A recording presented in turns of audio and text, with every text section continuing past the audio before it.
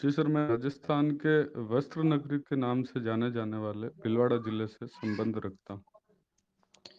बहुत बढ़िया कैलाश जी। वर्तमान में किस पद पर कार्यरत हैं?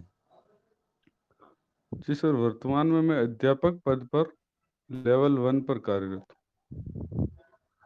जी, बहुत बढ़िया। भीलवाड़ा की ऐसी कौन-सी विशेषताएँ हैं जो राजस्थान के अन्य जिलों में नहीं मिलती हैं? हूँ। जी सर, भीलवाड़ा जिले में जैसा कि मैंने बताया, भीलवाड़ा जिला वस्त्र नगरी के नाम से जाना जाता है। तो यहाँ पे वस्त्र उद्योग का काफ़ी मात्रा में अच्छा कारखाने विकसित है। वस्त्र उद्योग में भीलवाड़ा प्रथम स्थान रखता है। उसके बाद में यहाँ पे जैसे स्वतंत्रता आंदोलन में भी भीलवाड़ा अपना प्रमुख स्थान रखना है, जो यहाँ से केसरी सिंह बारेट का पूरा परिवार जो देश की स्वतंत्रता में बलिदान देने के लिए जाना जाता है। उसके बाद सर बिजोलिया किसान आंदोलन है, और उसके बाद तीर्थ स्थल में देखें तो देवनारायण जी का मंदिर है, और किलों में मांडलगढ़ का किला है, आदि बहुत सारी विशेषताओं के लिए भीलवाड़ा जाना जाता है। जी, बहुत बढ़िया कैलाश जी। आपने अभी आंदोलन की बात की। जी कौन-सा सर। आंदोलन बताया आपने? इस स्वतंत्रता आंदोलन में यहाँ के क्रांतिकारी बिजोलिया जिन्होंने किसान भाग लिया। बिजोलिया किसान आंदोलन की आपने अभी बात की थी। तो जी बिजोलिया सर। किसान आंदोलन जो था, कितने चरणों में संपन्न हुआ या कितने चरणों में चला? जी सर, बिजालिया किसान आंदोलन काफ़ी लंबा चला था। उसके शायद जहाँ तक मेरे को ध्यान आ रहा है, 3 चरणों में चला था, और 1897 से 1941 तक की लंबी अवधि में भारत का सबसे बड़ा किसान आंदोलन था। इसके जो 3 अलग-अलग चरण रहे, इनके नेतृत्वकर्ता कौन रहे, बता पाएँगे आप अलग-अलग? जी सर, इसके प्रथम चरण में साधु सीताराम दास इसके प्रारंभकर्ता थे। फिर 1916 में विजय सिंह पथिक इस आंदोलन से जुड़ते हैं, और फिर अंत में माणिक्यलाल वर्मा इस आंदोलन का नेतृत्व करते हैं। जी, बहुत बढ़िया बताया सर आपने। यहाँ पे एक संस्था बनाई गई थी सर, पंचायतों से संबंध जो रखती थी, तो संस्था का क्या नाम था? पंचायतों से संबंधित। जी सर। जी सर, अभी ध्यान में नहीं है। ऊपरमाल पंच बोर्ड का नाम सुना है आपने? जी सर, सुना है। इसके बारे में बताइए थोड़ा। जी सर, ये उपरमाल पंच बोर्ड बिजोलिया, भीलवाड़ा और चित्तौड़गढ़ के बीच में एक उपरमाल पठार है। वहाँ के क्षेत्र में उपरमाल पंच बोर्ड की स्थापना की गई थी, उस क्षेत्र में। जी कैलाश जी, अ, विजय सिंह पथिक बिजोलिया जी किसान आंदोलन से जैसे आपने बताया संबंध रखते हैं, तो इनका वास्तविक नाम क्या था सर? जी सर, विजय सिंह पथिक का वास्तविक नाम, इनको भूप सिंह नाम से भी जाना जाता था। इन्होंने कौन-कौन सी संस्थाएँ राजस्थान में स्थापित की और उनका संचालन करवाया था? जैसे इन्होंने एक संस्थान अजमेर में एक संस्था स्थापित की, जिसका नाम अभी मैं याद नहीं कर पा रहा हूँ सर।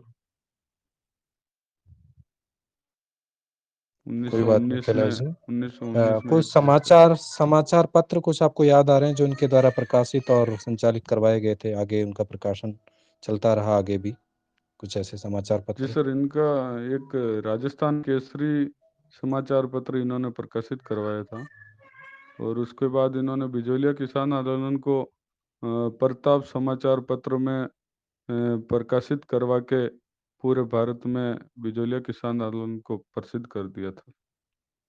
ये प्रताप समाचार पत्र का संपादन कौन करता था सर? जिसे प्रताप समाचार पत्र का प्रकाशन गणेश शंकर विद्यार्थी करते थे, जी, बहुत बढ़िया जिनसे। कैलाश जी। जी सर। 1857 की क्रांति में अगर हम राजस्थान की बात करें, तो क्रांति के समय राजस्थान में कितनी छावनियाँ थी जिन्होंने भाग लेना तो मैं नहीं कहूँगा, ये बताइए कितनी छावनियाँ थी क्रांति के समय? जी सर, 1857 की क्रांति में 7 सैनिक छावनियाँ थी। आप निश्चिंत हैं सर, 7 ही थी? जी सर, जहाँ तक मैं याद कर पा रहा हूँ 6 या 7 थी सर, अभी पूरा आश्वस्त नहीं हूँ। नाम बता के आप कोशिश करें, शायद आप कंफर्म हो जाएँ कि कितनी थी। नाम बताएँ। जी सर, एक तो नसीराबाद सैनिक छावनी, एक ब्यावर सैनिक छावनी, एक जी, बहुत बढ़िया बता रहे हैं आप, बताइए। एक सर देवली सैनिक छावनी थी। जी। और अच्छा, अगर हम दूसरी शुरुआत की बात करें तो कुशलगढ़ थी सर। जी सर। 1857 की क्रांति की जो शुरुआत हुई, उसके तत्कालिक क्या कारण थे कि क्रांति अचानक से शुरुआत हो गई उसकी? जबकि उसकी तारीख हम जैसा पढ़ते हैं कि तारीख कुछ और निर्धारित की गई थी, लेकिन उसको समय से पहले ही प्रारंभ कर दिया गया था। तो ऐसे क्या तत्कालिक कारण हुए कि जल्दी प्रारंभ कर दी गई क्रांति? जी सर, तत्कालीन कारण जो हम इतिहास में पढ़ते हैं, एक तो अंग्रेजों की दमनकारी नीति, और दूसरी जो हिंदुओं से चर्बी को, जो बम में चर्बी लगाई जाती थी उसके द्वारा हिंदुओं के मुंह से उसे लगा के जो हिंदू अपने धर्म का नाश समझते थे, उस कारण से सैनिकों में अंग्रेजों के खिलाफ अत्यधिक विद्रोह या अत्यधिक क्रोधित होकर उन्होंने समय से पूर्व ही विद्रोह कर दिया था।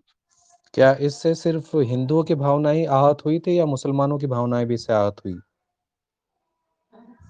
जो आपने चर्बी वाली जो घटना बताई है, इससे क्या हिंदू ही आहत हुए या मुस्लिम भी आहत थे?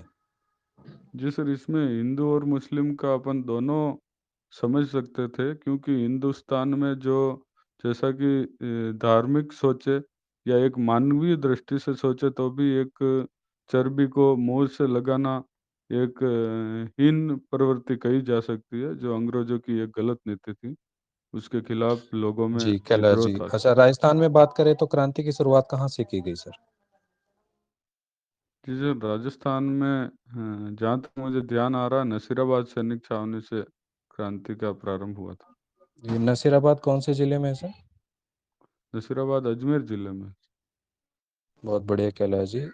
मेरी तरफ से प्रश्न पूरे हुए। आगे हिंदी विशेषज्ञ साक्षात्कार को जारी रखें। हेलो। हेलो। हाँ, नमस्ते सर। नमस्कार सर। कैलाश जी, कैसा फील कर रहे हो आज? जी सर, अच्छा महसूस कर रहा हूँ। आज क्या पढ़ के आए? जी सर, मैं भक्ति काल पढ़ के। हाँ, तो सर भक्ति काल की समय सीमा क्या रही सर? जी सर, भक्ति काल के समय सीमा विद्वानों में अलग अलग मानी जाती है। जैसे एक आचार्य रामचंद्र शुक्ल 1375 से 1700 का कार्यकाल मानते हैं। तो सर इसका भक्ति काल नाम क्यों पड़ा? जैसे भक्ति काल नामकरण का प्रमुख कारण है कि उस समय, तत्कालीन समय में, जब लोगों में भक्ति की भावना या ईश्वर के प्रति अनुराग अधिक उत्पन्न हुआ, धीरे धीरे लोग ईश्वर की स्तुति करने लगे, तो उसे भक्ति नाम दिया गया। और जो लोगों में तत्कालीन समय में संपूर्ण युगीन परिस्थितियों में देखे तो लगातार समाज में लोगों में ईश्वर के प्रति भावनाएं बढ़ती जा रही थी, लोग ईश्वर की भक्ति करने लगे, तो भक्ति न काल नाम। हाँ, भक्ति शब्द का उल्लेख आप सर्वप्रथम कहाँ पाते हो? जिस भक्ति काल का भक्ति सर्वप्रथम शब्द का उल्लेख। उल्लेख। हाँ सर। हाँ, भक्ति शब्द का सर्वप्रथम उल्लेख सर। जी सर, इसके बारे में मुझे पूर्ण रूप पता नहीं है, लेकिन भक्ति काल का, भक्ति शब्द का उल्लेख उपनिषदों में मिलता है। ठीक सर। भक्ति काल के संदर्भ में ग्रियर्सन की क्या धारणा रही है? उन्होंने क्या कहा ग्रियर्सन ने भक्ति काल के? ग्रेसन का सर?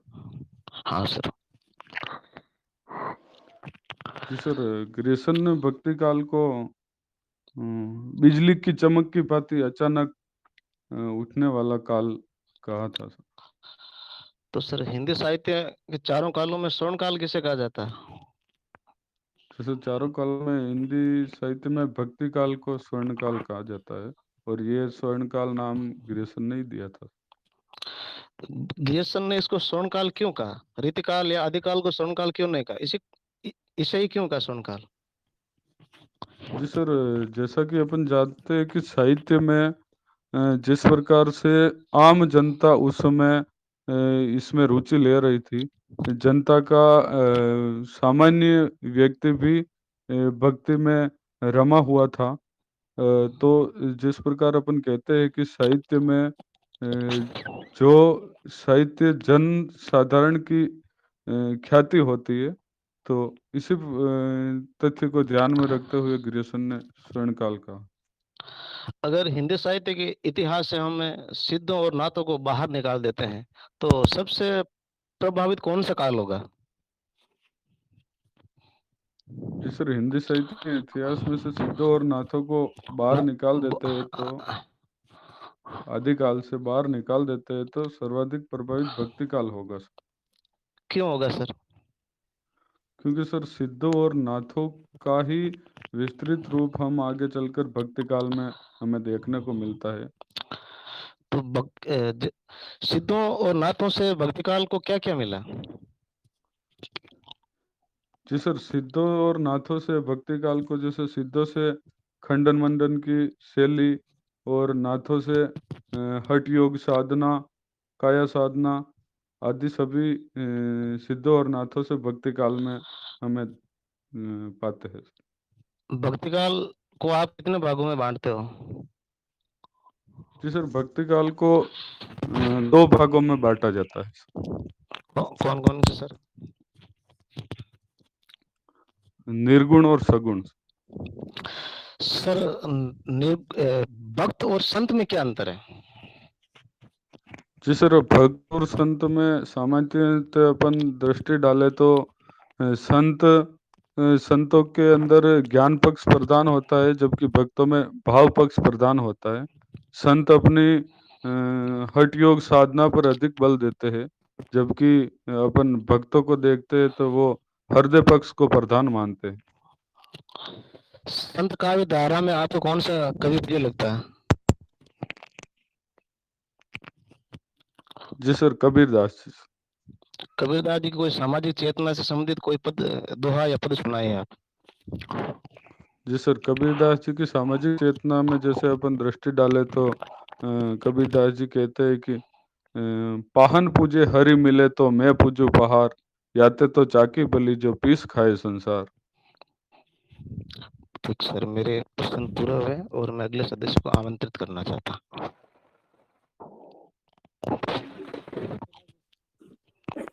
नमस्ते सर। नमस्ते।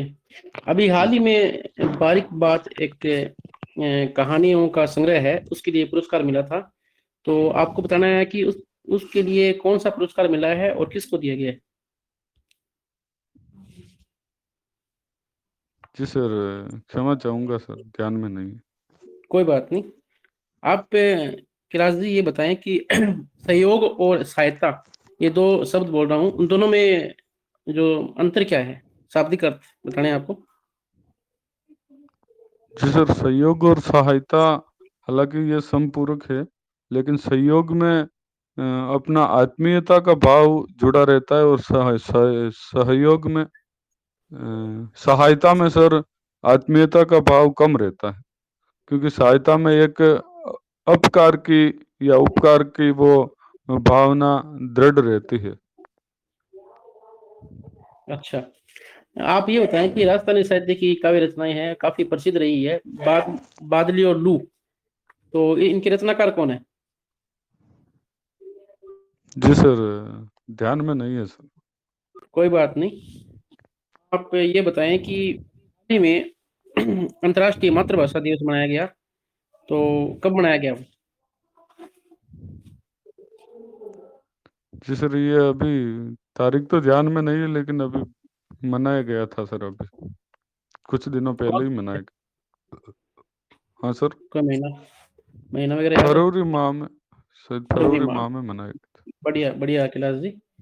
आप ये बताएं कि आचार्य शुक्ल जी ने बर्मरगीत सार को एक रत्न कहा है, कि एक सार रत्न है, तो ये कथन कहने का उनका क्या आशय रहा है? जी सर, भ्रमर गीत में जैसा कि अपन देखते हैं, प्रेम की मुख्य प्रेम की अभिव्यक्ति मिलती है। तो जहाँ प्रेम हो, उसी को ध्यान में रखते हुए शुक्ल जी ने कहा है सर। प्रेम को ध्यान में, मतलब उन्होंने कहा था कि भ्रमर गीत है वो सूर सागर के भीतर का एक सार रत्न है, इस प्रकार की उन्होंने पंक्तियां कही है। जी सर, भ्रमर गीत में सूरदास की जो वीर वर्णन का जो उत्कृष्ट उदाहरण है, उसी को ध्यान में रखते हुए सर ये कहा है। जी जी। राज जी, आपने कुरुक्षेत्र के बारे में पढ़ा है? कुरुक्षेत्र जो प्रबंध कविता है, जी सर, पढ़ा है। इसमें कितने सर्ग है? कुरुक्षेत्र में सर, सर 5 सर्ग होने चाहिए सर। 5 सर्ग। आप कोई 2 पंक्तियां इनके इस काव्य के बारे में बता सकते हैं, बोल सकते हैं? कुरुक्षेत्र।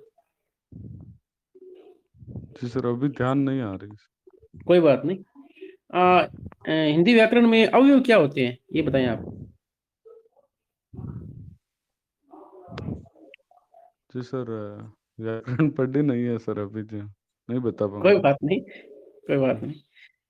आप फिर मेरी तरफ से अंतिम प्रश्न, आप सहायक आचार्य हिंदी क्यों बनना चाहते हैं सर, बताएं। जी सर, सहायक आचार्य हिंदी बनने का मेरा इसीलिए बनना चाहता हूँ क्योंकि मेरा जो ज्ञान है, मेरी जो योग्यता है, उसका बड़े स्तर पर विद्यार्थियों को ज्ञान का लाभ मिले। और जिस प्रकार महाविद्यालय में जो बच्चे सामने आएंगे, उस उम्र में बच्चों का जो दिशा और दशा तय होती है, तो मैं चाहता हूं कि उन बच्चों का दिशा और दशा तय करके उनके एक अच्छे मार्ग पर एक अच्छी शिक्षा दी जाए, ताकि उनका भविष्य उज्जवल बन सके। इसीलिए मैं सर सहायक आचार्य हिंदी बनना चाहता जी। आप वर्तमान में अ, अध्यापक है, तो वर्तमान में क्या ऐसा नया कार्य कर रहे हैं हिंदी के लिए, जिससे जो आपके विद्यालय के जो विद्यार्थी है वो काफी लाभान्वित हो रहे हैं? हूँ। जी सर, मैं वर्तमान में राजस्थान सरकार द्वारा चल रहे स्टार कार्यक्रम में पूर्ण रूप से तन्मय होकर कार्य कर रहा हूँ, जिससे विद्यार्थियों में शिक्षा के प्रति जागरूकता आए और उनके स्तर में सुधार हो। जी जी, बहुत बढ़िया कैलाश जी, आपका साक्षात्कार है वो पूर्ण हुआ। जी सर।